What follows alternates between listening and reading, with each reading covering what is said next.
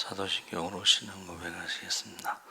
전능하사 천지를 만드신 하나님 아버지를 내가 믿사오며 그 외아들 우리 주 예수 그리스도를 믿사오니 이는 성령으로 잉태하사 동정녀 마리에게 나시고 본디오 빌라도에게 고난을 받으사 십자가에 못 박혀 죽으시고 장사한 지 사흘 만에 죽은 자 가운데서 다시 살아나시며 하늘에 오르사 전능하신 하나님 우편에 앉아 계시다가 죄로서 산자와 죽은 자를 심판하러 오시리라. 성령을 믿사오며 거룩한 공회와 성도가 서로 교통하는 것과 죄를 사하여 주시는 것과 몸이 다시 사는 것과 영원히 사는 것을 믿사옵나이다.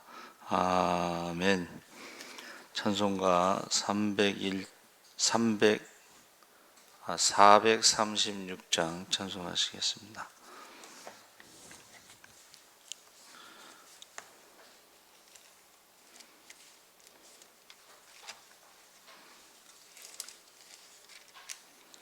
찬송가 436장 찬송하시겠습니다.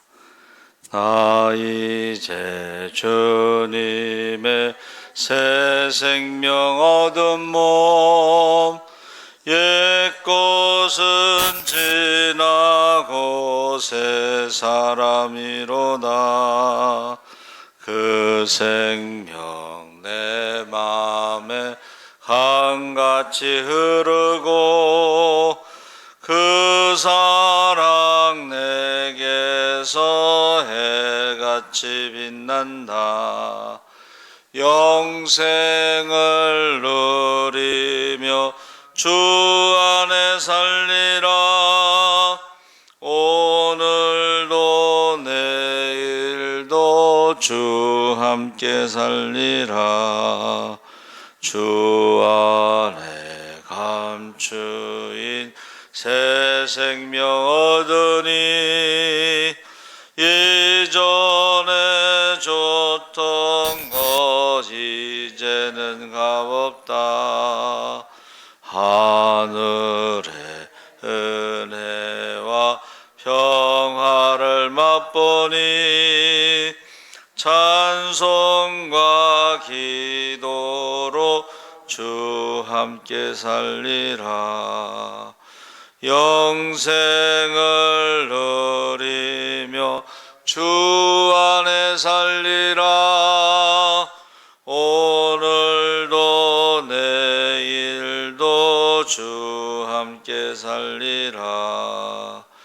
산천도 초목도 새 것이 되었고 죄인도 원수도 친구로 변한다. 새 생명 얻은 자 영생을 누리니 주님을 모신 맘 새 하늘이로다. 영생을 누리며 주 안에 살리라. 오늘도 내일도 주 함께 살리라. 주 따라가는 길 험하고 멀어도 찬송을 부르며 뒤따라가리라. 나 주를 모시고 영원히 살리라. 날마다 섬기며 주 함께 살리라. 영생을 누리며 주 안에 살리라. 오늘도 내일도 주 함께 살리라. 아멘. 하나님 말씀은 에베소서 4장 17절에서 24절까지 보겠습니다. 신약성경 314쪽에 있습니다.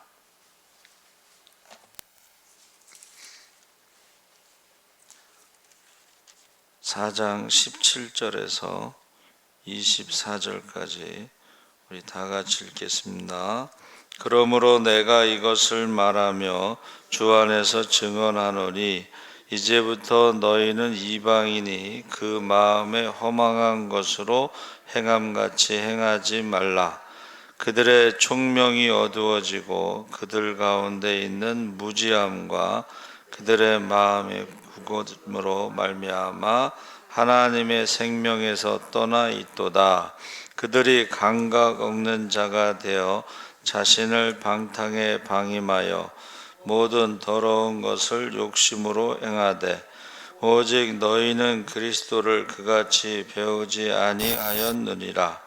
진리가 예수 안에 있는 것 같이 너희가 참으로 그에게서 듣고 또한 그 안에서 가르침을 받았을진데 너희는 유혹의 욕심을 따라 썩어져가는 구습을 따르는 옛사람을 벗어버리고 오직 너희의 심령이 새롭게 되어 하나님을 따라 의와 진리의 거룩함으로 지으심을 받은 새 사람을 입으라.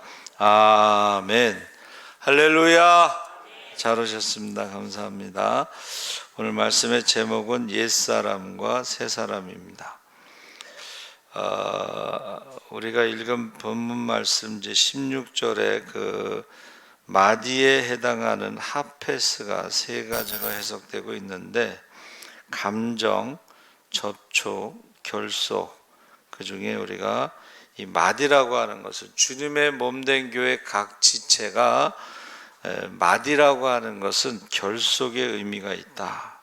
그래서 각 지체의 분량대로 역사하여 그 몸을 자라게 하며 사랑 안에서 스스로 세우느니라. 그래서 각 지체라고 하는 것은 이제 다양성을 의미하고 본절에서 각 지체가 몸 전체를 위해서 자신만이 갖고 있는 독특한 역할을 수행해야 함을 시사하고 있습니다. 그래서 머리가 되신 그리스도가 성장의 근원이 된다 할지라도 교회의 성장을 위해서는 자발적인 참여를 필요로 하는 것을 말하고 있습니다. 그래서 신앙생활을요 혼자 하는 것은 위험합니다. 그래서 흔히 그 동물의 왕국에 보면 그 무리에서 떨어져 있는 그것은 그 사냥의 대상이 되죠. 사냥의 대상. 그래서 악한 마귀가 우는 사자와 같이 두루 돌아다니며 할 수만 있으면 믿는 자들도 이렇게 삼키려 하고 할 때에 이 떨어져 있는 그 혼자 있는 그것이 사냥의 대상이고 먹잇감이 될 수 있다는 것입니다. 그래서 그 이스라엘 백성들이요 이제 독립이 됐잖아요. 그때에 그들이 어떻게 거기서 살아남느냐면 키프츠라고 하는 협동농장, 다시 말하면 같이 일을 하다가 전쟁이 일어나면 같이 싸워야 되는 그런 것을 의미하는 것입니다. 우리가 영적인 싸움도 혼자 싸우는 게 아니고 이 공동체, 성령 받은 공동체가 함께 싸우는 거죠. 그래서 우리가 한 달에 한 번씩 기도원에 가도 혼자 찬양하는 거하고 그 대강당에서 함께 찬양하는 거하고 혼자 기도하는 거하고 대강당에서 함께 기도하는 것은 전혀 달라요. 그러니까 여러분 신앙생활을 혼자 하는 것은 위험하다. 이제부터는 이방인이 그 마음에 허망한 것으로 행함같이 너희는 행하지 말라. 이 허망이라는 단어가요 우상 숭배와 관련돼 있다. 우상이라는 단어와 허망이라는 말이 같다는 것입니다. 그래서 하나님을 알지 못하고 하나님의 생명으로부터 분리된 삶에서 비롯된 것으로 무책임한 처신에 이르게 하는 쓸모없는 생각, 이게 허망이라는 뜻이에요. 사람이 이렇게 허망한 생각, 헛되다라는 말이 있잖아요. 전도서에 그 헛되다는 게 뭐예요? 바람을 잡으려고 하는, 손으로 바람을 잡으려고. 그게 이제 허망한 쓸모없는 생각을 말합니다. 그래서 에베소 교인들이 하나님의 백성이 되었으므로 하나님을 모르고 살았던 과거의 삶처럼 목적 없이 헛된 것에 욕망을 기울여 무익하고 공허한 방향으로 나아가지 말 것을 권면한다. 그래서 미국에서 성경 다음으로 많이 팔린 책 해리포터도 있지만은 목적 있는 삶, 그 5가지 목적인데 그 중에 뭐 첫 번째가 예배. 사람은 예배를 드리기 위한 목적으로 창조되었다. 그래서 그 참 신기한 일이 벌어졌죠. 강도가 들어왔는데 이 사람이 목적 있는 삶을 가지고 전도를 해요. 당신이 왜 강도짓을 하느냐? 삶의 목적이 없기 때문에 강도짓을 하는 것이다 하면서 전도를 해가지고 나중에 이 강도가 예수를 영접하고 이제 투항하죠. 이렇게. 야, 그 강도에게 전도하는 사람, 그게 목적 있는 삶을 전한 거죠. 그래서 18절에 저희 총명이 어두워지고, 총명이라는 단어는 사랑을 인식할 수 있는 중심부, 마음.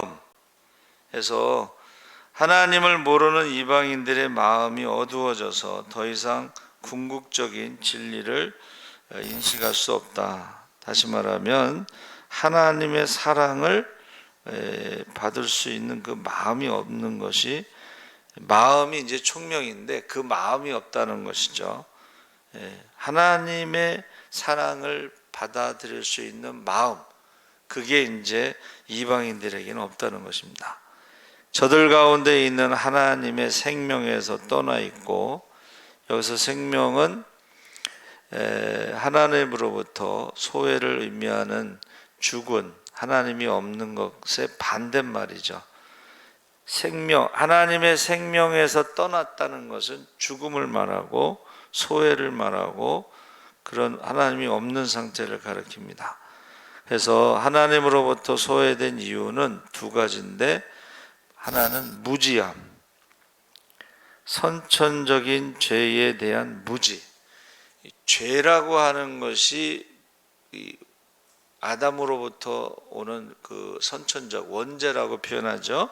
거기에 대해서 무지하기 때문에 소외를 당한다. 2번째는 마음이 굳어짐. 이 굳어짐이라는 말은 돌같이 딱딱한 상태를 말하는 것입니다.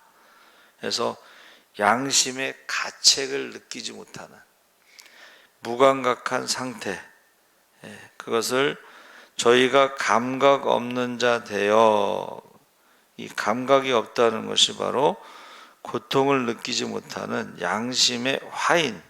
불도장을 딱 찍으면 거기에는 딱딱한 딱지가 붙어가지고 감각이 없어지고 가책이 없어. 그러니까 사람이, 하나님이 이스라엘 백성들에게 율법을 주신 것처럼 모든 사람에게 마음의 율법을 주셨는데 그것이 양심이라는 거야. 근데 죄로 말미암아 그 양심이 이제는 화인 맞아서 죽게 되었다, 그런 뜻입니다. 그러니까 어떻게 옛날 지금 어른들은 그래도 염치가 있고 부끄러움이 있고 그런 게 있었는데, 요새 사람들은 염치도 없고 부끄러움도 없고 수치도 모르고, 그 사람을 그냥 길 가다가 확 죽이고 나서도 죄책감이 없어요. 이제 마지막 때가 되면 양심에 화인 맞은 사람들이 많다는 거죠. 감각이 없어. 그 중에 이제 제일 많은 게 뭐냐면, 남의 집에 주차해 놓고는 그 젊은 사람들, 그 남녀가 왜 우리가 차를 빼줘야 되느냐, 뭐 말도 안 되는 소리를 하고 있고, 지금 그런 시대에 우리가 살아가고 있습니다. 그래서 로마서 1장 24절에 32절에 하나님께서 죄인을 내버려 두셨다고 하는 방임이 있잖아요. 방임. 근데 하나님께서 내버려 두시는 것은 심판받을 수 있는 죄가 이렇게 쌓이는 것이고, 그 다음에 자기 스스로가 자기를 방임하는, 이것은 이제 제한받지 않고 수치나 두려움을 모르고 유욕에만 얽매여 그 행동을 말하는데, 이것이 뭐냐면 이제 자포자기하는 거예요. 여러분, 가장 나쁜 게 뭐예요? 포기하는 거예요. 자기를 자기가 포기해. 자포자기. 예? 그러면 어떤 일이 벌어져요? 모든 더러운 것, 이 모든 더럽다라고 하는 것은 성적인 부도덕을 가리키는 거예요. 그래서 모든 게 그 성이라는 말을 쓰기가 좀 그러니까 그냥 더러움 그 말을 쓰는데, 자기를 포기한 사람들의 특징, 성적으로 부도덕하고, 그 다음에 욕심, 하나님과의 관계를 벗어나 만족을 모르는 삶을 가리키는 탐욕이나 우상숭배. 그리고 개역 성경에서는 20절에 그러나라는 접속사가 생략되는데, 이것은 앞절에 언급한 이방인의 생활과 현재 그리스도인의 생활을 대조하여 보여준다. 그러니까 하나님을 모르는 이방인들의 생활은 결국은 타락된 모습으로 성적으로 부도덕하고 욕심부리고 탐욕하고 우상숭배하는 이러한 모습이라면, 그러나 현재의 그리스도인들은 너희는 그리스도를 이같이 배우지 아니하였느니라. 그래서 너희라고 하는 것이 앞에 나오는 감각 없는 자와 대조되는 것으로, 배우다라는 말은 이게 학습, 단순히 지식이 아니라 종이나 제자가 되어 철저한 훈련을 배워서 닮아간다는 뜻이에요. 그러니까 제자가 스승을 닮아가는, 그 전에 도제라는 거예요. 도제. 예를 도자기를 배우려면 그 선생님하고 같이 생활하면서 이제 심부름도 하고 뭐 집안일도 하고 그러면서 그 스승이 하는 것을 배우잖아요. 기술만 배우는 게 아니고 그 태도를 배우는 거예요. 태도. 그래서 조은영 구단 밑에 그 창호? 이창호? 예. 그게 도제로 들어가서 어렸을 때 배울 때요, 바둑 두는 거로만 배우는 게 아니고 그 스승의 그 모든 생활 가운데 그 습관이 있어요. 그게 뭐냐면 생각하는 습관을 배우는 거예요. 나중에 그 제자한테 타이틀을 다 뺏겨. 그러면 우리 같으면은 막 포기하고 싶지만은, 그 생각하는 훈련이 뭐냐면 왜 졌는가를 복기를 둬.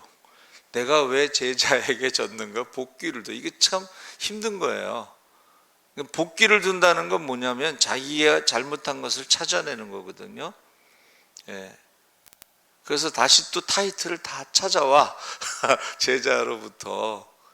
이게 훈련, 종이, 여러분 종이 그냥 마당만 쓰는 종이 아니고 어떤 분야에 일을 잘하는 전문가, 기술이 있는 거예요.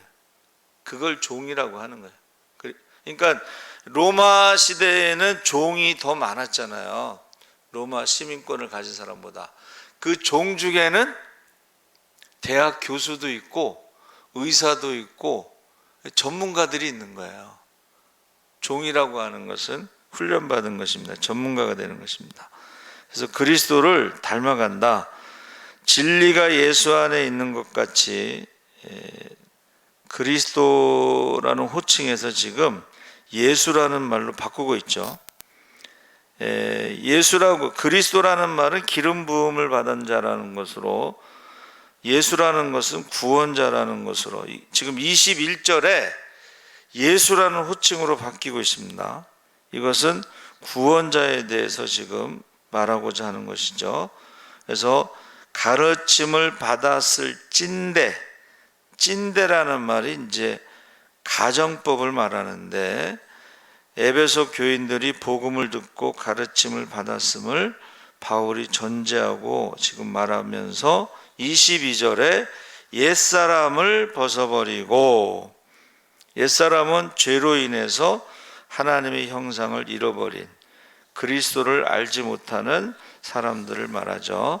그래서 옛사람은 중생하기 이전의 행실, 성격, 태도를 총칭하는 말로 옛사람, 옛생활을 되풀이하려는 육적인 본성을 시사한다. 이것은 악이나 그 세력의 지배하에서 살아가는 삶을 의미하고, 벗어버린다는 말은 24절에 이브라와 대조적인 개념으로, 그러니까 옷을 벗어버리듯이 예수 믿기 전에 말하는 것, 행동하는 것, 생각하는 것, 성격, 태도, 이것을 옷을 벗듯이 벗어버리라는 거예요. 그래서 예수 믿는 사람들이 제일 먼저 언어가 바뀌어야 돼요. 홍해 앞에서는 원망과 불평하고 악한 말을 했잖아요. 근데 홍해를 건너선 다음에는 찬양과 감사를 했잖아요. 여러분, 예수 믿으면요, 언어가 바뀌어야 돼요. 언어가. 그래서 제가 늘 얘기하잖아요. 그 김창호 교수 소통 전문가, 말을 이쁘게 하는 여자하고 결혼해라. 똑같은 상황에서도 말을 이쁘게 하는 여자들하고 결혼하라고 그런 말을 해요. 똑같은 상황에서도. 예수 믿는 사람은 어떠한 상황에서든지 긍정적인 말을, 단어를 사용하는데, 그 긍정적인 사람의 특징은 어떤 문제가 있을 때 방법을 찾는다는 거예요. 다른 방법. 그런데 부정적인 사람은 포기를 하죠. 그러니까 내가 긍정적인 사람이냐 부정적인 사람이냐는, 포기하면 부정적인 사람이고 뭔가 다른 방법을 찾게 되면 긍정적인 사람이다. 예수 믿는 사람들, 내게 능력 주시는 자 안에서 내가 모든 것을 할 수 있다. 얼마나 긍정적인 말이에요. 방법을 찾아요. 여러분, 유태영 박사가요, 그 방법을 찾아요. 그거 한번 읽어보세요. 어떠한 상황에서든지 방법을 찾습니다. 그래서 그 유혹의 욕심을 따라 구습을 쫓는, 썩어져가는 구습이 뭐예요? 부패의 과정을 말하고 있습니다. 그러니까 이방인의 생활 방식을 포기하고 그리스도를 닮아가는 삶을 지금 대조하고 있습니다. 그래서 욕심을 따라 살게 되면 결국은 아까 말한 허망한 것, 우상 숭배와 같은 것을 말하는데, 23절에 너의 마음에가 생략이 됐는데 오직 심령으로 새롭게 되어, 이 말은 인간의 영과 마음을 의미하는데, 새롭다라는 것은 여러분 여기서 수동태로 성령에 의해서 우리는 새롭게 된다 그랬어요. 그러니까 예수 믿으면서 성령 충만하지 않으면 우리가 새롭게 되기가 힘들어요. 성령 충만하면 성령의 열매가 나타나고 성령의 은사가 나타나고 말하는 것이 하나님과 같이 말한다, 그렇게 돼 있어요. 그런데 성령 충만하지 않은 사람들은 말하는 게 꼭 마귀처럼 말해. 꼭 상처 주는 말, 공격하는 말, 부정적인 말. 그러니까 옛날에 우리 어른들이 예수 믿기 전에는 그 언어 자체가 좀 그랬잖아요. 망할 놈, 썩을 놈, 죽을 놈, 뭐 지랄할 놈, 뭐 연병할 놈, 이게 저주거든요. 그래서 우리는 예수 믿으면 이 언어가 달라져야 돼. 자식들에 대해서 이 저주의 언어를 사용하면 안 되고 축복의 언어를 사용하시기 바랍니다. 그래서 윤보선 대통령이 이제 기독교 집안이잖아요. 어려서 잘못하면 회초리로 때리면서 이 망할 놈 이렇게 안 하고 이 대통령 될 놈. 야, 어떻게 그런 말을 할 수 있을까? 에?